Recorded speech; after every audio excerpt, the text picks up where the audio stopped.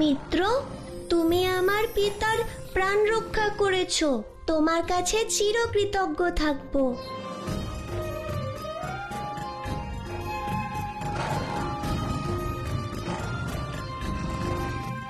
এবার তুমি ফিরে যেতে পারো। ধন্যবাদ।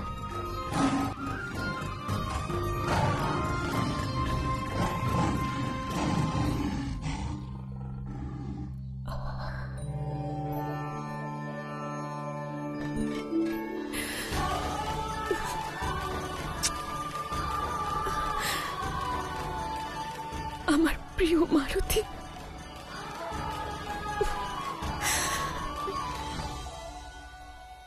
যে রাক্ষসদের মন কুসংস্কারে আচ্ছন্ন ছিল, আজ রাম নামের অমৃত ধারায় ধুয়ে সব পবিত্র হয়ে গেল। এমন অলৌকিক দৃশ্য এর আগে আমি কখনো দেখিনি প্রভু। এর পশ্চাতে এক গভীর রহস্য আছে। ওই রাক্ষসেরা মারুতির কাছ থেকে শ্রীরামের প্রসাদ লাভ করল, অর্থাৎ মারুতি তাদের গুরু হল। আর মারুতি স্বয়ং রাম ভক্তির প্রতীক। এই কারণেই কেউ মারুতিকে গুরু স্বীকার করে শ্রীরামকে নিজের হৃদয়ে স্থাপন করলে তার উদ্ধার সুনিশ্চিত। ধন্য রাম, আর ধন্য রাম ভক্ত মারুতির মহিমা। একটা কথা বলো তো, তুমি এরকম ভয়ানক হিংস্র পশুকে নিজের বশে আনলে কিভাবে? এ সবই শ্রীরামের মহিমা পিতা। পিতা মাতা বলেছেন, প্রেমের ভাষা সকলেই বোঝে, তা মানুষ হোক বা অন্য প্রাণী। তোমার উপর অবশ্যই মহাদেবের আশীর্বাদ আছে পুত্র। আর একটা বিষয় আমি বুঝতে পারছি না, এমন কোন দৈব মন্ত্র ছিল যার উচ্চারণে ওই পাপীরাও মুক্তি লাভ করলো? কলা। কলা? শ্রীরামের মহিমা আপনাদের সাথে ভাগ করে নিতে পারলে খুব ভালো হতো, কিন্তু কি করি, ঋষি দুর্বাসাকে কথা দিয়েছি যে। মারুতি, কি হলো? কি ভাবছো? ভাবছি যে এক মন্ত্রের এত শক্তি। সে নিশ্চয়ই কোনো অলৌকিক মন্ত্র, যা ওই ভয়ঙ্কর রাক্ষসদেরও উদ্ধার করেছে। এই সংসারের সবথেকে পবিত্র নাম আমার প্রভু শ্রীরাম। এই ঘটনার পরে আমাদের আরাধ্য দেবতা মহাদেবের ওপর আমার বিশ্বাস আরো দৃঢ় হয়ে গেল। স্বামী, মহাদেবকে ধন্যবাদ জানানোর জন্য এবার ওনার পুজোর আয়োজন শুরু করে দেওয়া উচিত। অবশ্যই অঞ্জনী। হর হর মহাদেব।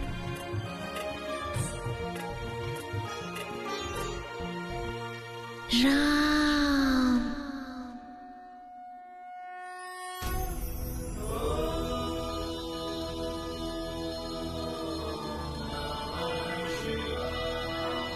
হর হর মহাদেব।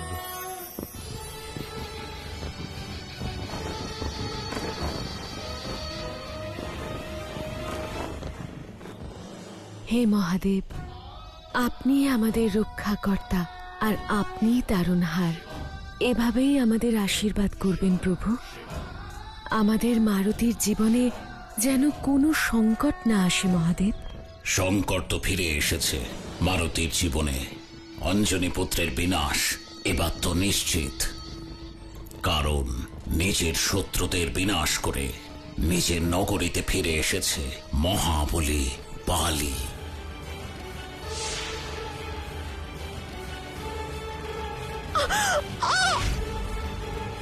তৈরি থাকো, খারাপ সময় আসছে। যুদ্ধ দৃষ্টিকোণকে পরিবর্তিত করে। 5 বৎসর রণভূমিতে কাটানোর পর বালি নিজের নগরে ফিরেছে। দীর্ঘ সময়ের রক্তপাত তাকে আরো বেশি আক্রমণাত্মক, আরো বেশি অসুরক্ষিত করেছে। মাতা অঞ্জনী তো তা জানেই না প্রভু, যে তার পুত্রের সবচেয়ে বড় শত্রু ফিরে এসেছে। যুদ্ধের থেকে বিনাশকারী হল হিংসা প্রবৃত্তি, নিজের মনের প্রতি মানুষের নিয়ন্ত্রণ না থাকলে এমন ভাবনার জন্ম হয় যা তার পতনের কারণ হয়ে দাঁড়ায়। যথা বালি সারা জীবন ক্ষমতার শক্তির লোভের বশে সে নিজেই নিজের শত্রু হয়ে উঠেছে। আর মারুতিরও।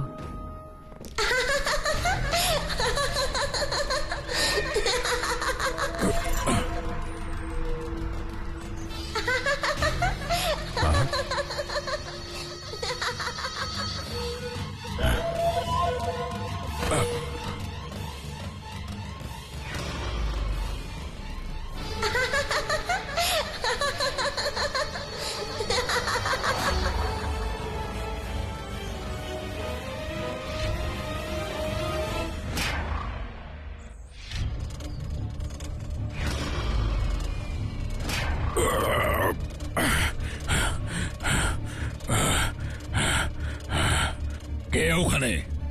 লুকিয়ে আছো কেন? সামনে আসছো না কেন? কাকাশ্রী, আমি। চিনতে পারছেন না?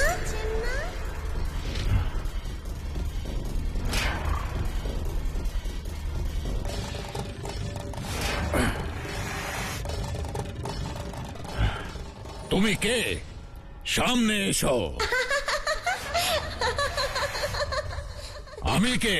অঞ্জনী পুত্র কেশরী নন্দন, আপনার প্রিয় ভ্রাতস্পুত্র।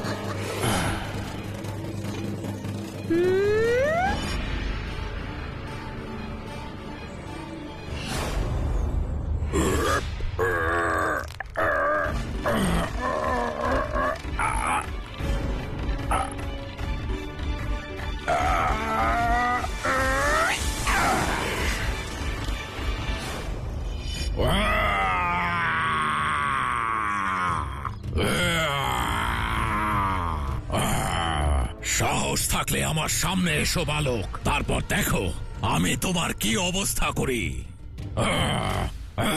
কি হয়েছে মহারাজ? হঠাৎ করে বৃক্ষদের উপর আপনি ক্রুদ্ধ হচ্ছেন কেন? কার সাথে যুদ্ধ করছেন আপনি? কিছু নয়, আমি শুধু আমার ক্রোধের জ্বালাকে শান্ত করার চেষ্টা করছি। না হলে কেউ না কেউ এতে জ্বলে অবশ্যই ভস্ম হয়ে যাবে। মহারাজ, আপনি তো স্বয়ং অজেয়, অপরাজেয়, মহাবলশালী। আপনার ক্রোধের সম্মুখে যেই আসবে সে স্বয়ং ভস্ম হয়ে যাবে মহারাজ।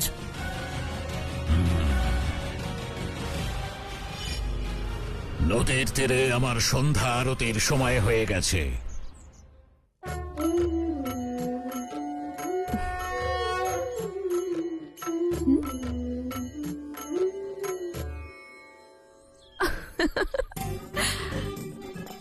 আমি যাই। কোথায়?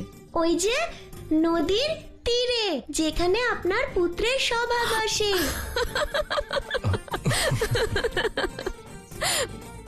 ঠিক আছে, যাও, কিন্তু কিন্তু নিজের খেয়াল রেখো, একদম দুষ্টুমি করবে না, আর সূর্যাস্তের পূর্বে ফিরে এসো। সব কিছু জানো তুমি।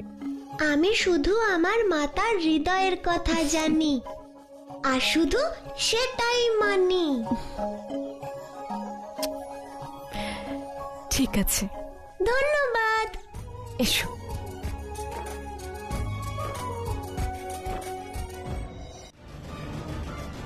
আজ থেকে এই সব গাছে গাছে ঝোলা বন্ধ।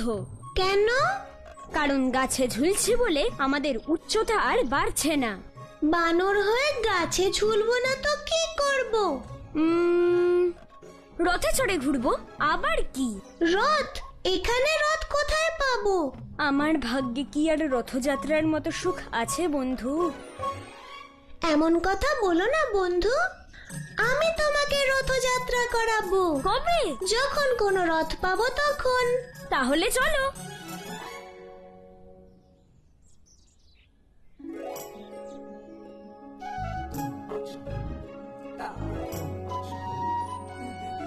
তুমি খুব বুদ্ধিমান। তুমি ওই রথ আগেই দেখতে পেয়েছিলে, কিন্তু মারুতি কথা দিলে তা রাখে। সে তো আমি জানি বন্ধু, কিন্তু বনের মধ্যে এই রথ এলো কোথা থেকে? চলো গিয়ে দেখি।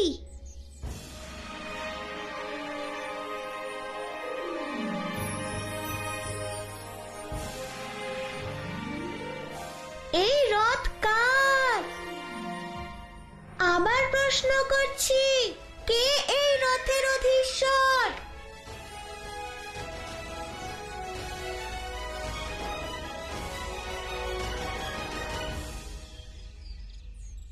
কেউ নেই বন্ধু, এটা আমাদেরই। আমি 3 পর্যন্ত গুনবো। যদি রথের অধীশ্বর না আসেন, তাহলে বুঝবো এই রথ পরিত্যক্ত।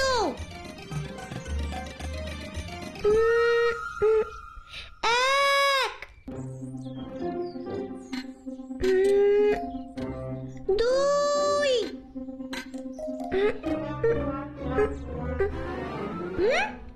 3। কেউই তো এলো না বন্ধু। তাহলে এই রথ আমাদেরই। চলো চলুন অশ্ব মহারাজ, আমার মিত্রকে রথযাত্রার আনন্দ দান করুন। আরে কোথায় যাচ্ছ? আরে ও রথ হলো মহারাজ বালির। আরে দাঁড়াও দাঁড়াও, আরে কোথায় যাচ্ছ? আরে ও রথ হলো মহারাজ বালির।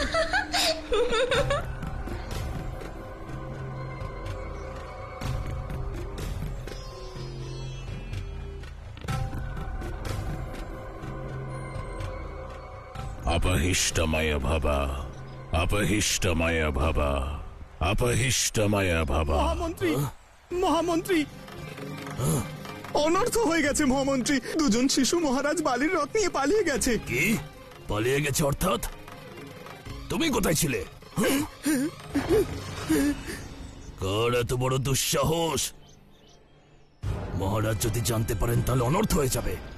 মহারাজের সন্ধ্যা বন্দনা সমাপ্ত হতে চলেছে, ততক্ষণে তোমরা দুজন রথ খুঁজে ফিরিয়ে নিয়ে এসো, অন্যথা আমরা সবাই সংকটে পড়ব। যাও।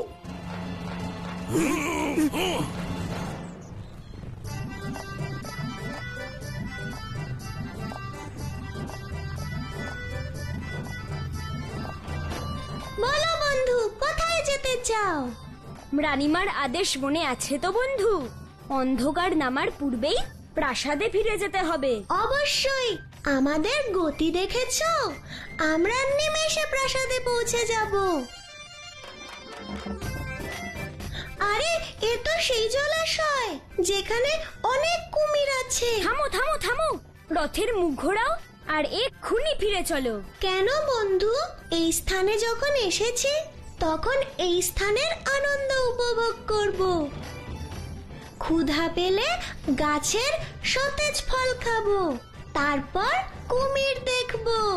শুনেছি তাকে কাছ থেকে দেখলে খুব ভয় করে। তোমার কি একদম ভয় নেই বন্ধু?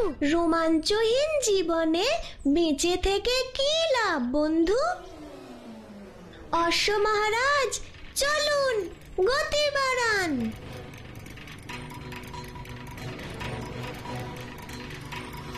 রাজকুমার মারুতি, থামুন। কোথায় চললেন? বনের ওই স্থান তো খুবই ভয়ঙ্কর। আমায় মহারাজ কেশরীকে এই সংবাদ জানাতে হবে। ফলম ফলে ফলানি, তার বেশি আর শিখিনি। ওই দেখো,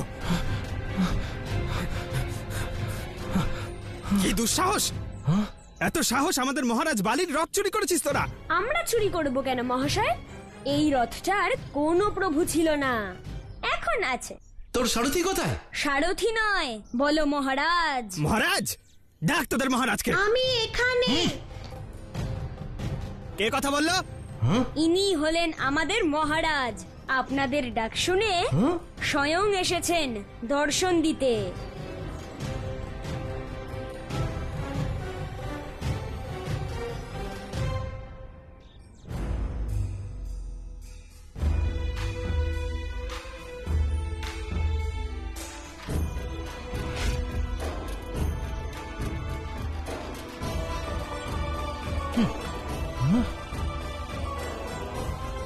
কে এই মূর্খ?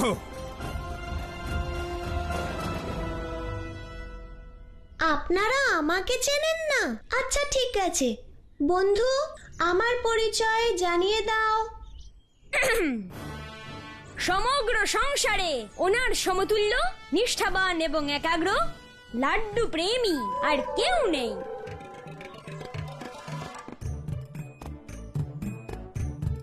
বল, বুদ্ধি এবং বিদ্যাতে যার কোনো তুলনা নেই, তিনিই আমাদের মহারাজ।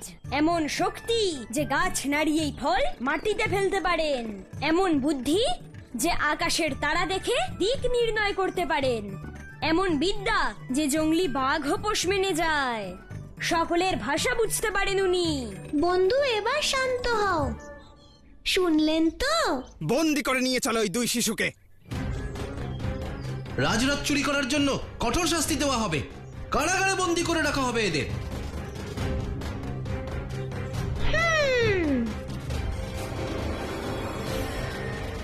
আজীবন কারাগারে কাটবে। কারাগারে বন্দি করার আগে আমাকে তো ধরতে হবে। এক্ষুনি উচিত শিক্ষা দিচ্ছে তোকে।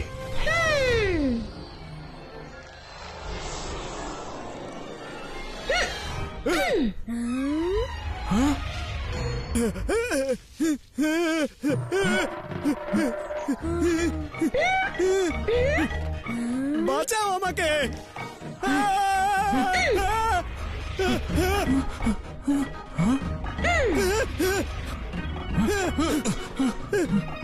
এ তো চমৎকার, মারুতি। আমার লেজ ওনাদের ওপর ক্রুদ্ধ হয়ে গিয়েছিল, তখন আমি ওকে বললাম তোমার যা ইচ্ছে করো।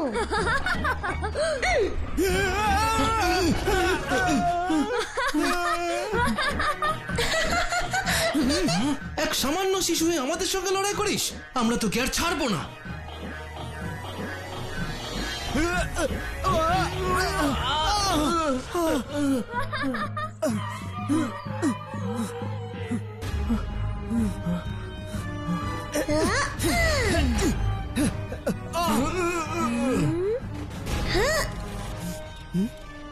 আমি এখানে।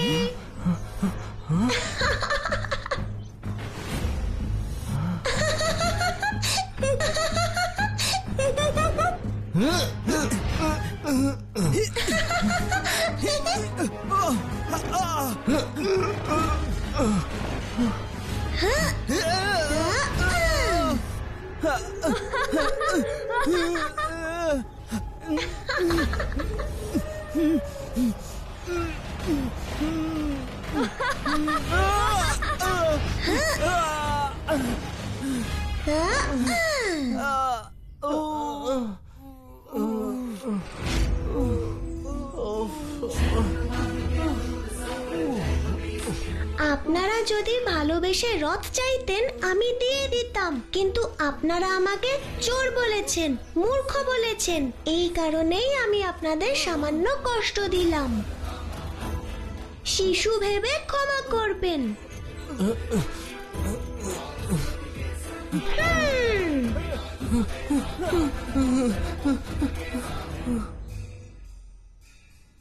এখনো রথের কোনো সংবাদই পাওয়া গেল না।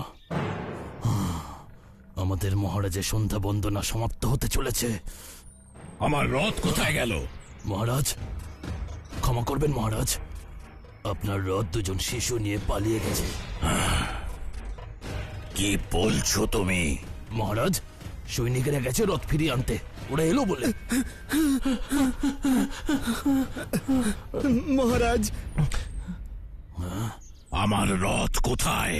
ওই রথ ওই দুটি শিশুর কাছে রয়েছে। ওদের মধ্যে একজন নিজেকে বানরদের মহারাজ মনে করে। মহারাজ, ওরা আমাদেরকে মেরেছে। কি বালির সৈনিক হয়ে দুজন শিশুর কাছে পরাজিত হয়েছ। এমন লাঞ্ছনার পর তোমাদের বেঁচে থেকে লাভ কি?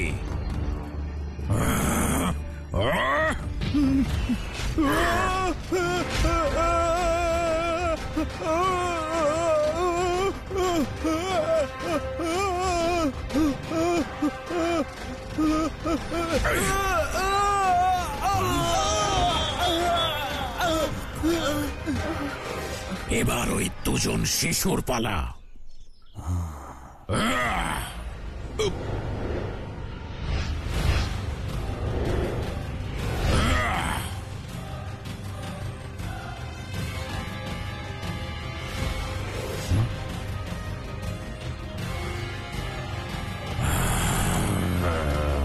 চলো মিত্র, এবার কুমিরের সাথে সাক্ষাৎ করি, তারপর গৃহে ফিরতে হবে।